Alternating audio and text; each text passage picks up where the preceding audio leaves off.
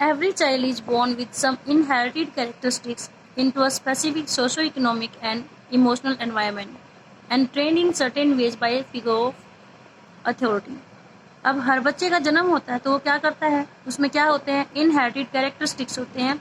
अपने पेरेंट्स से वो विरासत में कुछ गुण पाता है और एक सामाजिक, आर्थिक और भावनात्मक वातावरण में उसका पालन पोषण होता है और उसको आगे ट्रेन किया जाता है, बड़ा किया जाता है, कुछ स्पेशल सर्टेन वेज में, कुछ निश्चित तरीकों से उसको बड़ा किया जाता है। किसके द्वारा? Figures of authority. अब फिगर्स ऑफ अथॉरिटी के अथॉरिटी मीन्स अधिकार, बच्चे पर जिसका अधिकार होता है, उसके लिए जो डिसीजंस लेते हैं, कैसे वो बड़ा होगा, क्या करेगा। तो यहाँ पर फिगर्स ऑफ अथॉरिटी कौन है? पेरेंट्स या फिर टीचर्स। तो उनके द्वारा उस बच्चे को बड़ा किया जाता है। आई inherited honesty and self discipline for my father. और जैसे हर बच्चा विरासत में कुछ गुण पाता है, तो यहाँ मैंने भी, अब्दुल कलाम ने भी क्या किया है, अपने पिता से गुण पाए हैं। कौन से? ईमानदारी के और सेल्फ डिसिप्लिन के। डिसिप्लिन, अनुशासन। From my mother I inherited faith in goodness and deep kindness and so did my 3 brothers and sister. अब पिता से तो ये ईमानदारी और सेल्फ डिसिप्लिन वाला गुण पाया है इसने, और माँ से कौन से गुण पाए? फेथ इन गुडनेस, भलाई में यकीन रखना, एंड डीप काइंडनेस, और गहरी दयालुता, दूसरों के लिए मन में दयालुता होना, ये गुण पाए हैं अपनी माँ से। और ऐसे ही जैसे अब्दुल कलाम ने अपने पेरेंट्स से ये गुण विरासत में पाए हैं, अब्दुल कलाम के तीनों भाई बहनों ने भी ऐसे ही उनसे अच्छे अच्छे गुण विरासत में पाए हैं। I had 3 close friends in my childhood. अब अपने बचपन के फ्रेंड्स के बारे में बता रहे हैं। 3 फ्रेंड्स थे क्लोज, रामानंद शास्त्री, अरविंदन एंड शिव प्रकाशन। ये तीनों इसके क्लोज फ्रेंड है, जैसे आप बोलते हैं ना पक्के दोस्त। All these boys were from Orthodox Hindu Brahmin family. ये तीनों लड़के कहाँ से थे? ऑर्थोडॉक्स वर्ड को समझिए पहले। ये कौन सा? जो पुराने रीति रिवाजों में यकीन रखे, जिसको हम रूढ़िवादी बोलते हैं। ब्राह्मण फैमिली से थे, हिंदू ब्राह्मण फैमिली से, जबकि अब्दुल कलाम थे वो मुस्लिम थे। As children, none of us ever felt any difference amongst ourselves because of our religious differences and upbringing. अब जब बच्चे होते हैं तो इन्हें अपने धर्म में जो अंतर है और उनका पालन पोषण है, हर धर्म का एक अलग तरीका होता है, अलग रीति रिवाज होते हैं, तो इनकी वजह से और इनके पालन पोषण के अलग अलग तरीकों की वजह से आपस में कोई भी अंतर महसूस नहीं हुआ। बच्चों को कभी फील हुआ ही नहीं इनको कि ये मुस्लिम है, ये ब्राह्मण है, सब मिलकर रहते थे वहाँ। In fact Ramanand Shastri was the son of Pakshi Lakshman Shastri, the high priest of the Rameswaram temple. जो रामानंद शास्त्री थे वो किसके बेटे थे? रामेश्वरम के मंदिर के सबसे बड़े पुजारी हैं पक्षी लक्ष्मण शास्त्री, उनके बेटे हैं। Later he took over the priesthood of Rameswaram temple from his father. और बाद में रामानंद शास्त्री अपने पिता लक्ष्मण शास्त्री की जगह मंदिर के पुजारी बन जाते हैं। तो यहाँ पर उनके व्यवसाय के बारे में बताया गया है कि ये तीनों फ्रेंड्स बड़े होकर क्या बने। रामानंद शास्त्री अपने पिता की जगह पुजारी बन गए हैं। Aravindan went into the business of arranging transport for visiting pilgrims. अब अरविंदन ने क्या काम स्टार्ट किया? पिलग्रिम्स होते हैं तीर्थयात्री। तीर्थयात्री जब यात्रा के लिए निकलते हैं, तीर्थ यात्रा के लिए, तो उनके आने जाने के लिए ट्रांसपोर्ट को अरेंज करते अरविंदन।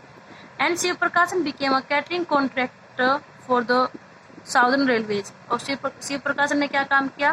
कैटरिंग का काम किया। कैटरिंग क्या होती है? जैसे ट्रेन में जाते हैं तो जो वो चाय, खाना या कुछ और चीजें खाने पीने की प्रोवाइड करवाते हैं, उसको बोलते हैं कैटरिंग, उस काम को अरेंज करना।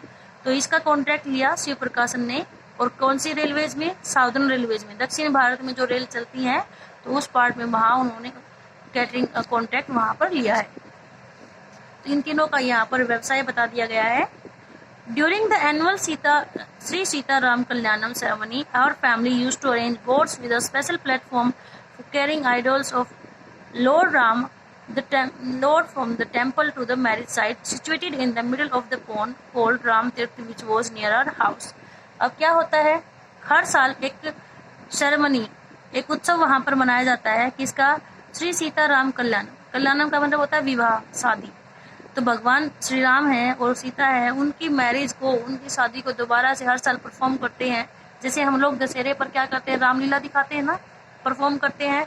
ऐसे ही श्री राम और सीता की मूर्तियों की वो मैरिज अरेंज करते हैं। हर साल की ये सेरेमनी है। तो इसके लिए जो मूर्तियां होती हैं वो लानी होती है मैरिज साइट पर। मैरिज साइट कहाँ होती है? इनके घर के पास में, अब्दुल कलाम के घर के पास में है राम तीर्थ। और वो मूर्तियां जहाँ मंदिर से लेकर आते हैं तो उसके सागर के बीच से, तो वहाँ से ये मूर्तियाँ लाने के लिए बोट्स की ज़रूरत होती है। और बोट्स भी कौन से, जिस पर स्पेशल प्लेटफॉर्म हो, देखिए जैसे ये बोट है, ये प्लेटफॉर्म है, यहाँ पर मूर्तियाँ रखी जा सके। तो इन बोट्स को अरेंज कौन कराती हैं? अब्दुल कलाम की family.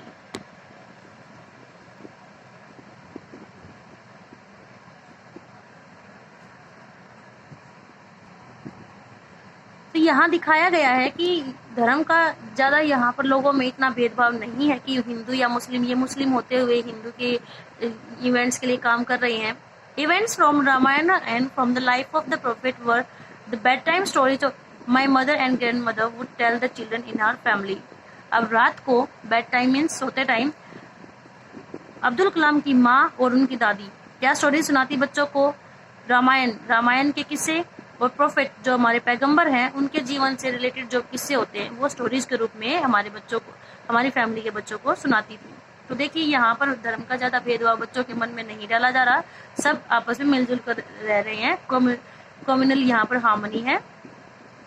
One day when I was in 5th standard at the Rameswaram elementary school. अब कब का किस्सा बताया इन्होंने? जब ये 5वीं क्लास में थे और कहाँ पढ़ते थे? रामेश्वरम के एलिमेंट्री स्कूल में पढ़ते थे। A new teacher came to our class. एक नए टीचर आते हैं। I used to wear a cap which mark me as a Muslim. अब ये मुस्लिम थे तो ये कैप पहना करते थे जिससे पता लगे कि ये मुस्लिम है उनके रिवाजों के अकॉर्डिंग।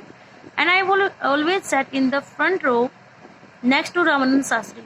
अब रामानंद शास्त्री के साथ में बैठते थे ये फ्रंट रो में, सबसे सामने वाली रो में। हु वो सेकर्ड थ्रेड। अब देखो मुस्लिम थे वो क्या पहनते थे? कैप पहनते थे, उनको मुस्लिम दिखाने के लिए खुद को अपने रिलीजन के अकॉर्डिंग। और जो ब्राह्मण थे बच्चे वो क्या करते थे? अपनी बॉडी पर यहाँ ऐसे ये जनेऊ, इसको जनेऊ बोलते हैं, पवित्र धागा। सेकर्ड मीन्स पवित्र, थ्रेड धागा, इसको जनेऊ ये पहनते थे। हिंदू धर्म की का प्रतीक है ये। The new teacher could not stomach Hindu priest son sitting with a Muslim boy. अब नए टीचर को तो ये बात हजम नहीं हुई कि एक हिंदू जो पुजारी है उनका बेटा एक मुस्लिम लड़के के पास में बैठा है। In accordance with our social ranking as the new teacher saw it, I was asked to go and sit on the back bench. अब क्योंकि उन्होंने ये देखा सोशल रैंकिंग, समाज में भी तो एक रैंक दिया गया है हर धर्म को, कौन सा सबसे बड़ा धर्म, कौन सा नीचे।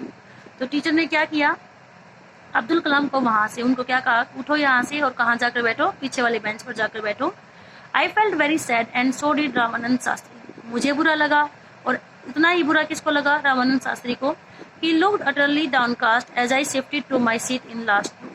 अब जब मैं मेरी सीट को शिफ्ट कर दिया गया, मतलब मुझे पीछे वाली रो में, पीछे वाली लाइन में बिठाया गया, तो रामानंद शास्त्री बहुत ही ज्यादा utterly downcast, इसका मतलब होता है बहुत ही ज्यादा उदास थे, वो भी बुरा लगा उन्हें। The image of him weeping when I was shifted to the last row left a lasting impression on me. अब जब मुझे लास्ट रो में, पीछे वाली लाइन में शिफ्ट किया गया टीचर के द्वारा, तो रामानंद शास्त्री रोने लग गए। वो सीन देखकर मुझे, मेरे ऊपर क्या हुआ? बहुत ही ज्यादा प्रभाव, लास्टिंग, लंबे समय तक उस चीज का प्रभाव रहा कि ये मेरा फ्रेंड है और मेरे लिए रो रहा है कि मुझे पीछे भेजा गया, तो उसको भी बुरा लगा है।